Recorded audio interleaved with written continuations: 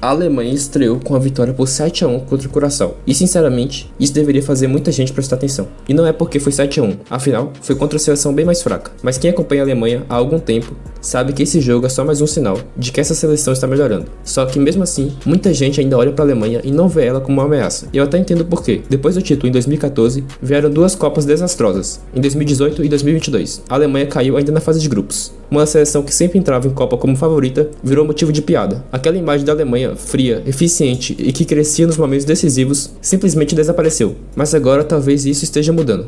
Para entender melhor, a gente precisa voltar um pouco no tempo. Depois da eliminação para a Inglaterra na Euro de 2021, Joachim Löw deixou a seleção após 15 anos no comando. Foi ele quem levou a Alemanha ao título mundial de 2014, mas o ciclo claramente tinha chegado ao fim. Então chegou Hans Flick, e sinceramente a expectativa era enorme. Ele tinha acabado de fazer um trabalho absurdo no Bayern de Munique, e muita gente acreditava que ele seria o cara que colocaria a Alemanha de volta nos trilhos. Só que não aconteceu. A Alemanha foi para a Copa de 2022, caiu de novo na fase de grupos, e a situação ficou ainda pior. Parecia que ninguém sabia qual era o caminho para fazer a seleção voltar e competir em alto nível, até que Julian Nagelsmann assumiu. E desde que ele chegou, a Alemanha voltou a mostrar coisas que estavam faltando há muito tempo. O time parecia mais organizado, os jogadores pareciam mais confiantes e pela primeira vez em anos, dá a impressão de que existe um projeto de verdade sendo construído. E isso já ficou evidente na Eurocopa de 2024. A Alemanha fez uma boa campanha, jogou um futebol coletivo muito interessante e mostrou que tinha uma geração capaz de competir com qualquer seleção do mundo. Musiala assumindo o protagonismo, Wirtz brilhando, Kimmich incrível como sempre, parecia que a seleção alemã estava reencontrando a própria identidade. No fim, a eliminação veio contra a Espanha, nas quartas de final, mas sendo sincero, de forma muito injusta, por conta do lance e do toque de mão do Cucurella dentro da área que não resultou em pênalti para a Alemanha. Mesmo com a eliminação, a principal conclusão daquela Euro foi que a Alemanha voltou a competir. Ela voltou a enfrentar seleções de elite sem parecer inferior, voltou a ter personalidade e voltou a passar a impressão de que poderia brigar de igual para igual com qualquer adversário. E não foi somente a Euro. Nas eliminatórias para a Copa do Mundo, a Alemanha venceu 5 dos 6 jogos e garantiu a classificação, apresentando um futebol muito consistente. Nos últimos amistosos antes da Copa, contra a Finlândia e Estados Unidos, vieram mais atuações positivas. Dessa vez, a Alemanha parece ter uma ideia clara de jogo. Os jogadores parecem mais confortáveis dentro de campo, existe mais entrosamento e a confiança, que estava destruída até alguns anos atrás, está voltando aos poucos. E confiança é algo muito necessário em uma Copa do Mundo, porque um elenco desacreditado pode se transformar em uma das seleções mais perigosas da Copa. Agora, a Alemanha também tem algo que talvez muita gente esteja ignorando: poder de fogo. Quando se trata de profundidade e versatilidade no ataque,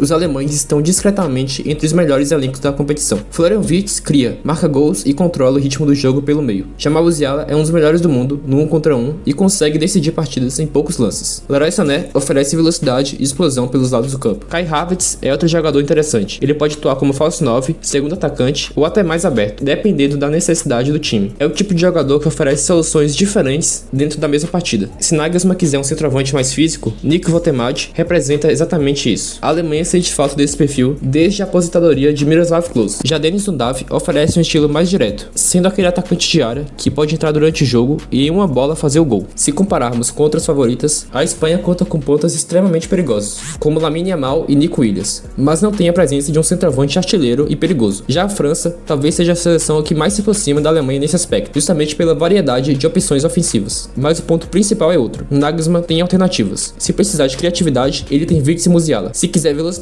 Sané está à disposição. Se o jogo pedir mais movimentação, Havertz pode cumprir esse papel. Se a estratégia envolver jogo aéreo e bolas longas, Votemad e Undav são peças para essa função. Em uma Copa do Mundo, onde cada adversário exige algo diferente, ter tantas opções pode ser um diferencial enorme. Ninguém sabe exatamente até onde essa Alemanha pode chegar, mas existe algo muito interessante nesse elenco: o equilíbrio. Não é um time formado apenas por jovens promessas que ainda precisam amadurecer, e também não é uma seleção envelhecida que já passou do momento. A Alemanha parece ter um equilíbrio perfeito e fundamental que pode ser muito útil. De um lado, existem jogadores experientes. Manuel Neuer voltou da aposentadoria internacional. Antônio Rüdiger traz agressividade e experiência de Liga dos Campeões para a defesa. Jonathan Tah oferece segurança e força física. Joshua Kimmich, mesmo atuando como lateral na seleção, continua sendo um dos jogadores mais completos do futebol mundial. Léo Goretzka também acrescenta experiência em jogos decisivos. Do outro lado, há uma geração cheia de talento. Musiala, Wirtz, Pavlovic, Nathaniel Brown, Votemad e Maximilian Bayer trazem energia, velocidade e criatividade para os jogos. E talvez tenha sido justamente isso que faltou à Alemanha em campeonatos recentes. Em alguns momentos, ela parecia previsível demais. Agora, existe imprevisibilidade. Existe juventude suficiente para mudar um jogo em um lance individual, mas também existe experiência para controlar os momentos de pressão e passar a experiência para os mais jovens.